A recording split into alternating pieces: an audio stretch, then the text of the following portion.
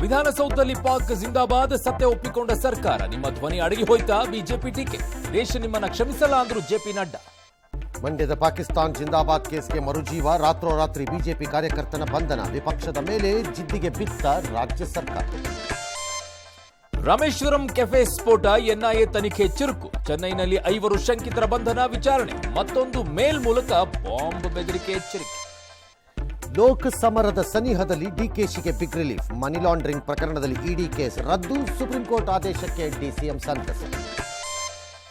ರಾಜ್ಯದಲ್ಲಿ ಕುಡಿಯೋ ನೀರಿನ ಸಮಸ್ಯೆ ತೀವ್ರ. ಸಿಎಂ ಸಭೆ.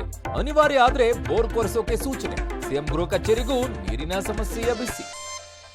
ನಾಳೆ ಕರ್ನಾಟಕ ಬಿಜೆಪಿ ಪಟ್ಟಿ ಫೈನಲ್ ಆಗಬಹುದು. ಬೆಂಗಳೂರು ಗ್ರಾಮಾಂತರದಲ್ಲಿ ಡಾಕ್ಟರ್ ಸ್ಪರ್ಧೆಗೆ ದೋಸ್ತಿಗಳ ಒಲವು. ರಾಮನಗರ ವಕೀಲ ಕೇಸಲ್ಲಿ ಎಸ್ಐಗೆ ಕ್ಲೀನ್ ಚಿಟ್. ಮತ್ತೆ ಶಾಲಾ ಪಠ್ಯ ಪರಿಷ್ಕರಿಸಿದ ರಾಜ್ಯ ಸರ್ಕಾರ. ಬಿಜೆಪಿ ಅವಧಿಯಲ್ಲಿ ಸೇರ್ಪಡೆಯಾದ ಪಠ್ಯಗಳಿಗೆ ಕೋಕ್. ದೇಶ ದೇವರ ಬಗ್ಗೆ ಐಎನ್ಡಿಐಎ ನಾಯಕರ ವಿವಾದ.